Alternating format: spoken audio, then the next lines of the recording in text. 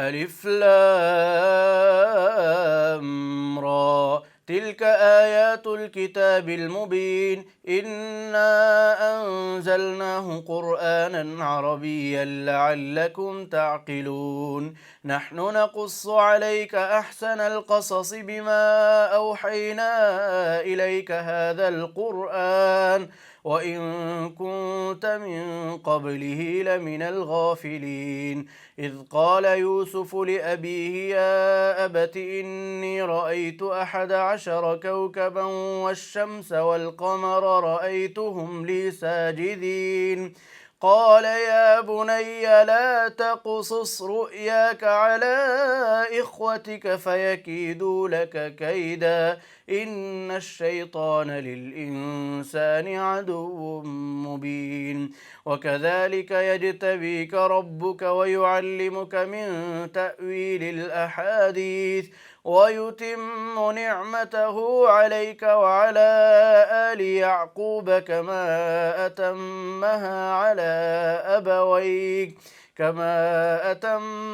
على أبويك من قبل إبراهيم وإسحاق إن ربك عليم حكيم لقد كان في يوسف وإخوته آيات للسائلين إذ قالوا ليوسف وأخوه أحب إلى أبينا منا ونحن عصبة إن أبانا لفي ضلال مبين اقتلوا يوسف أو اطرحوه أرضا يخل لكم وجه أبيكم وتكونوا من بعده قوما صالحين قال قائل منهم لا تقتلوا يوسف وألقوه في غيابة الجب يلتقطه بعض السيارة إن كنتم فاعلين قالوا يا أبانا ما لك لا تأمنا على يوسف وإنا له لناصحون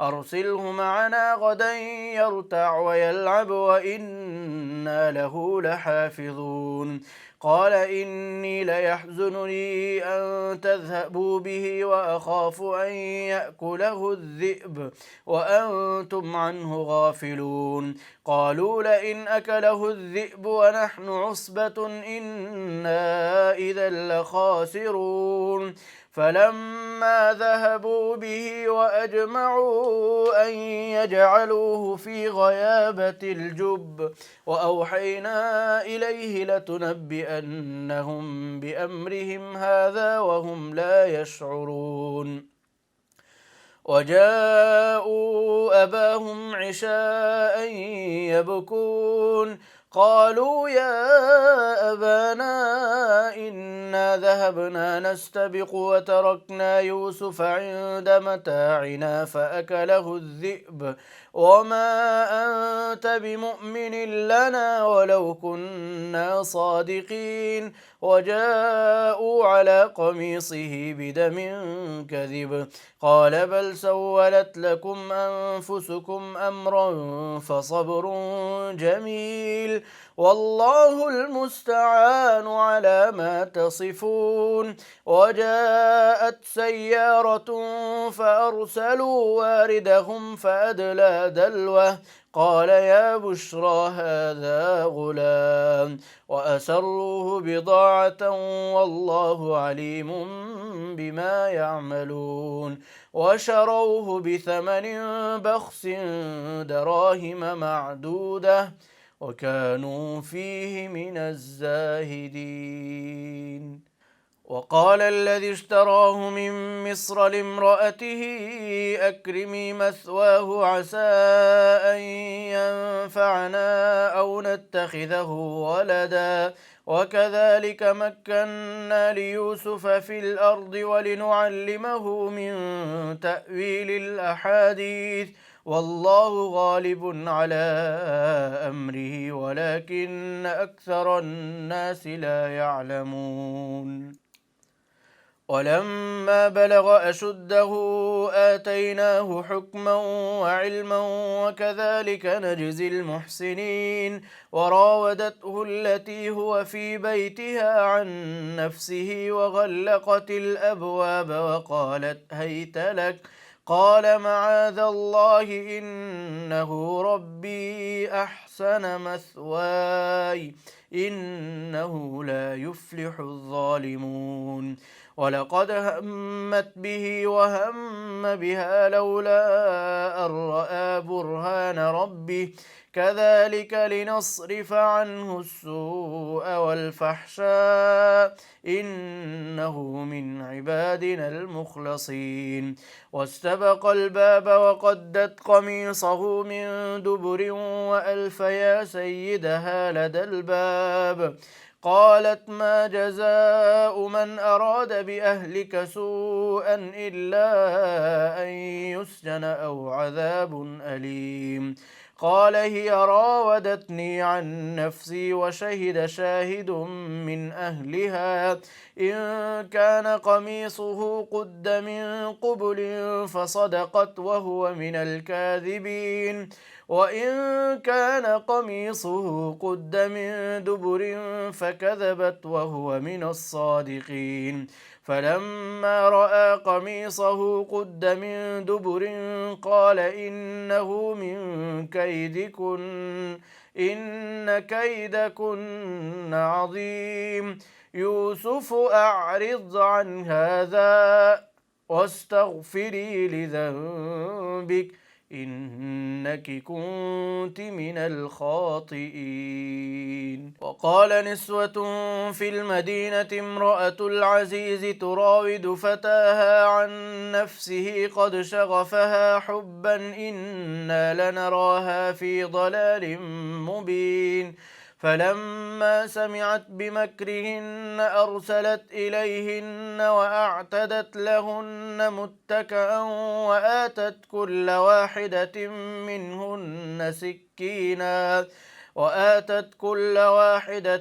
منهن سكينا وقالت اخرج عليهن.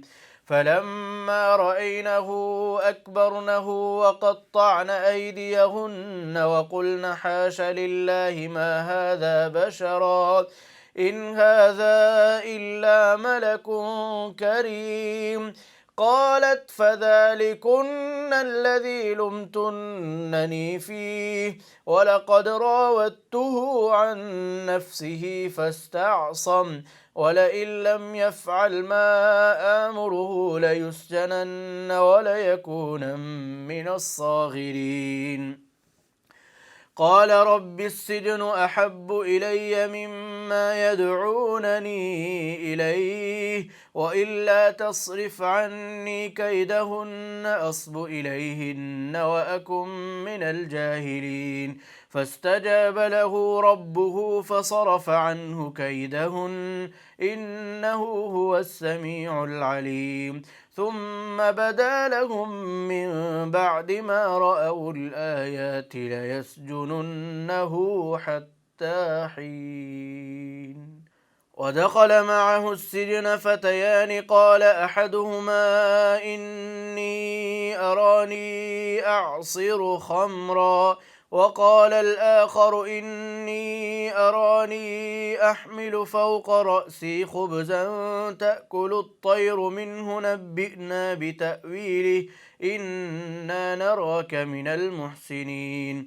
قال لا يأتيكما طعام ترزقانه إلا نبأتكما بتأويله قبل أن يأتيكما ذلكما مما علمني ربي إني تركت ملة قوم لا يؤمنون بالله وهم بالآخرة هم كافرون واتبعت ملة آبائي إبراهيم وإسحاق ويعقوب ما كان لنا أن نشرك بالله من شيء ذلك من فضل الله علينا وعلى الناس ولكن أكثر الناس لا يشكرون. يقول يا صاحبي السجن أأرباب متفرقون خير أم الله الواحد القهار ما تعبدون من دونه إلا أسماء سميتموها أنتم وآباؤكم ما أنزل الله بها من سلطان إن الحكم إلا لله أمر ألا تعبدوا إلا إياه ذلك الدين القيم ولكن أكثر الناس لا يعلمون يا صاحبي السجن أما أحدكما فيسقي ربه خمرا وأما الآخر فيصلب فتأكل الطير من رأسه قضي الأمر الذي فيه تستفتيان وقال للذي ظن أنه ناج منهما اذكرني عند ربك فأنساه الشيطان ذكر ربه فلبث في السجن بضع سنين وقال الملك إني أرى 7 بقرات سمان يأكلهن سبع عجاف و7 سنبلات خضر وأخر يابسات يا أيها الملأ أفتوني في رؤياي إن كنتم للرؤيا تعبرون قالوا أضغاث أحلام وما نحن بتأويل الأحلام بعالمين وقال الذي نجا منهما وادكر بعد أمة أنا أنبئكم بتأويله فأرسلون يوسف أيها الصديق أفتنا في 7 بقرات سمان يأكلهن 7 عجاف و7 سنبلات خضر وأخر يابسات لعلي أرجع إلى الناس لعلهم يعلمون قال تزرعون 7 سنين دأبا فما حصدتم فذروه في سنبله إلا قليلا مما تأكلون ثم يأتي من بعد ذلك 7 شداد يأكلن ما قدمتم لهن إلا قليلا مما تحصنون ثم يأتي من بعد ذلك عام فيه يغاث الناس وفيه يعصرون وقال الملك ائتوني به فلما جاءه الرسول قال ارجع إلى ربك فاسأله ما بال النسوة اللاتي قطعن أيديهن إن ربي بكيدهن عليم قال ما خطبكن إذ راوتن يوسف عن نفسه قلن حاش لله ما علمنا عليه من سوء قالت امرأة العزيز الآن حصحص الحق أنا راودته عن نفسه وإنه لمن الصادقين ذلك ليعلم أني لم أخنه بالغيب وأن الله لا يهدي كيد الخائنين وما أبرئ نفسي إن النفس لأمارة بالسوء إلا ما رحم ربي إن ربي غفور رحيم وقال الملك ائتوني به أستخلصه لنفسي فلما كلمه قال إنك اليوم لدينا مكين أمين قال اجعلني على خزائن الأرض إني حفيظ عليم وكذلك مكنا ليوسف في الأرض يتبوأ منها حيث يشاء نصيب برحمتنا من نشاء ولا نضيع أجر المحسنين ولأجر الآخرة خير للذين آمنوا وكانوا يتقون. الله أكبر. وجاء إخوة يوسف فدخلوا عليه فعرفهم وهم له منكرون. ولما جهزهم بجهازهم قال ائتوني بأخ لكم من أبيكم ألا ترون أني أوفي الكيل وأنا خير المنزلين فإن لم تأتوني به فلا كيل لكم عندي ولا تقربون. قالوا سنراود عنه أباه وإنا لفاعلون. وقال لفتيانه جعلوا بضاعتهم في رحالهم لعلهم يعرفونها إذا انقلبوا إلى أهلهم لعلهم يرجعون. فلما رجعوا إلى أبيهم قالوا يا أبانا منع منا الكيل فأرسل معنا أخانا نكتل وإنا له لحافظون.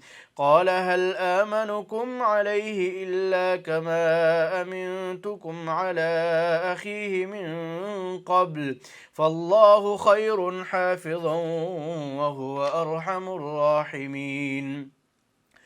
ولما فتحوا متاعهم وجدوا بضاعتهم ردت إليهم قالوا يا أبانا ما نبغي هذه بضاعتنا ردت إلينا ونمير أهلنا ونحفظ أخانا ونزداد كيل بعير ذلك كيل يسير. قال لن أرسله معكم حتى تؤتون موثقا من الله لتأتونني به إلا أن يحاط بكم. فلما آتوه موثقهم قال الله على ما نقول وكيل. وقال يا بني لا تدخلوا من باب واحد وادخلوا من أبواب متفرقة وما أغني عنكم من الله من شيء إن الحكم إلا لله عليه توكلت وعليه فليتوكل المتوكلون. ولما دخلوا من حيث أمرهم أبوهم ما كان يغني عنهم من الله من شيء إلا حاجة في نفس يعقوب قضاها وإنه لذو علم لما علمناه ولكن أكثر الناس لا يعلمون. ولما دخلوا على يوسف آوى إليه أخاه قال إني أنا أخوك فلا تبتئس بما كانوا يعملون. فلما جهزهم بجهازهم جعل السقاية في رحل أخيه ثم أذن مؤذن أيتها العير إنكم لسارقون. قالوا وأقبلوا عليهم ماذا تفقدون. قالوا نفقد صواع الملك ولمن جاء به حمل بعير وأنا به زعيم.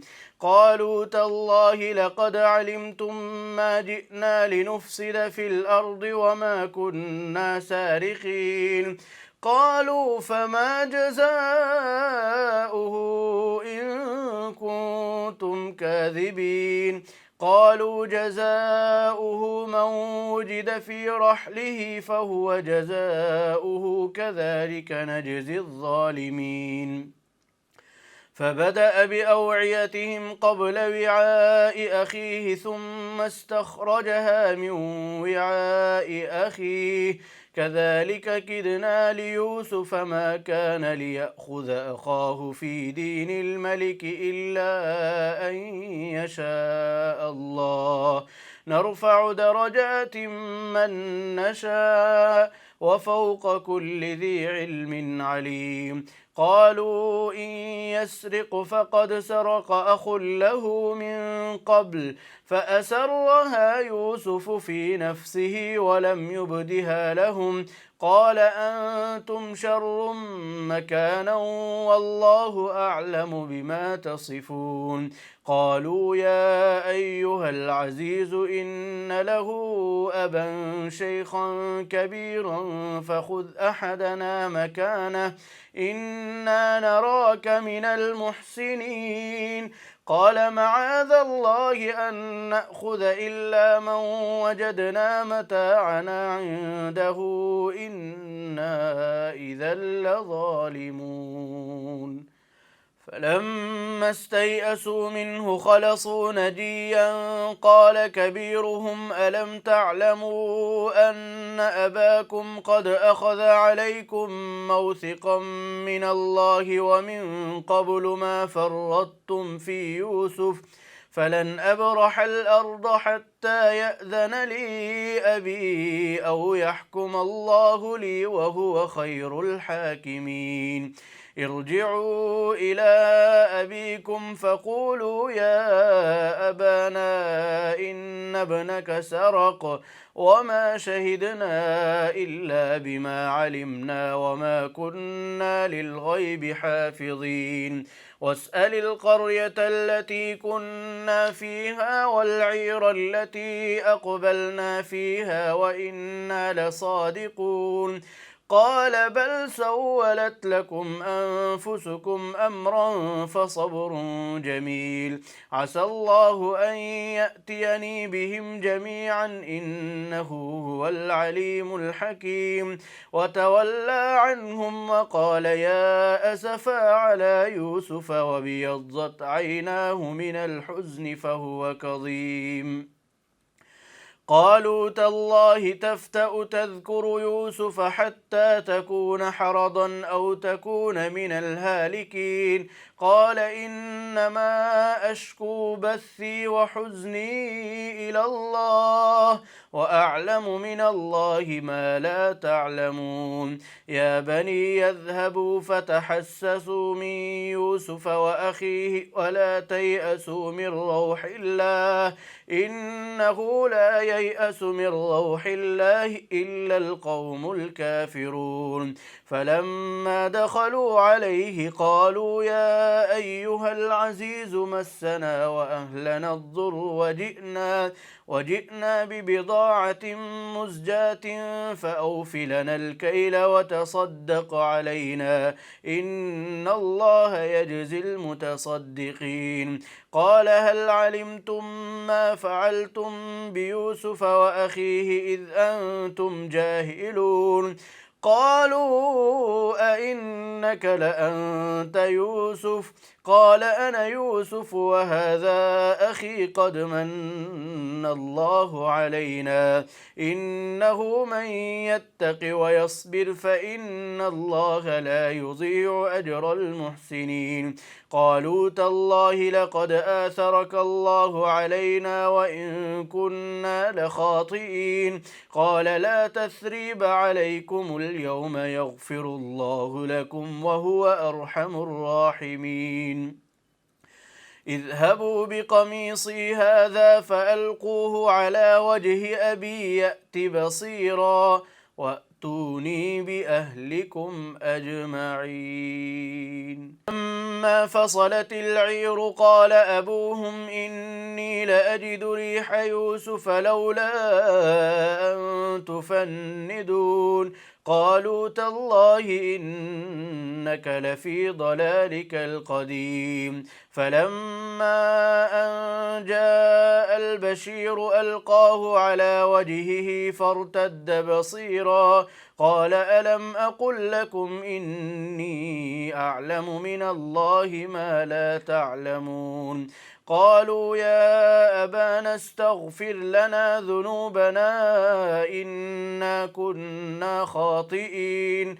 قال سوف أستغفر لكم ربي إنه هو الغفور الرحيم. فلما دخلوا على يوسف آوى إليه أبويه وقال ادخلوا مصر إن شاء الله آمنين. ورفع أبويه على العرش وخروا له سجدا وقال يا أبت هذا تأويل رؤياي من قبل قد جعلها ربي حقا وقد أحسن بي إذ أخرجني من السجن وجاء بكم من البدو من بعد أن نزغ الشيطان بيني وبين إخوتي إن ربي لطيف لما يشاء إنه هو العليم الحكيم. رب قد آتيتني من الملك وعلمتني من تأويل الأحاديث فاطر السماوات والأرض أنت ولي في الدنيا والآخرة توفني مسلما وألحقني بالصالحين. ذلك من أنباء الغيب نوحيه إليك وما كنت لديهم إذ أجمعوا أمرهم وهم يمكرون وما أكثر الناس ولو حرصت بمؤمنين وما تسألهم عليه من أجر إن هو إلا ذكر للعالمين. وكأي من آية في السماوات والأرض يمرون عليها وهم عنها معرضون وما يؤمن أكثرهم بالله إلا وهم مشركون. أفأمنوا أن تأتيهم غاشية من عذاب الله أو تأتيهم الساعة بغتة وهم لا يشعرون. قل هذه سبيلي أدعو إلى الله على بصيرة أنا ومن اتبعني وسبحان الله وما أنا من المشركين. وما أرسلنا من قبلك إلا رجالا نوحي إليهم من أهل القرى أفلم يسيروا في الأرض فينظروا كيف كان عاقبة الذين من قبلهم ولدار الآخرة خير للذين اتقوا أفلا تعقلون. حتى إذا استيأس الرسل وظنوا أنهم قد كذبوا جاءهم نصرنا فنجي من نشاء ولا يرد بأسنا عن القوم المجرمين. لقد كان في قصصهم عبرة لأولي الألباب. ما كان حديثا يفترى ولكن تصديق الذي بين يديه وتفصيل كل شيء وهدى ورحمة لقوم يؤمنون.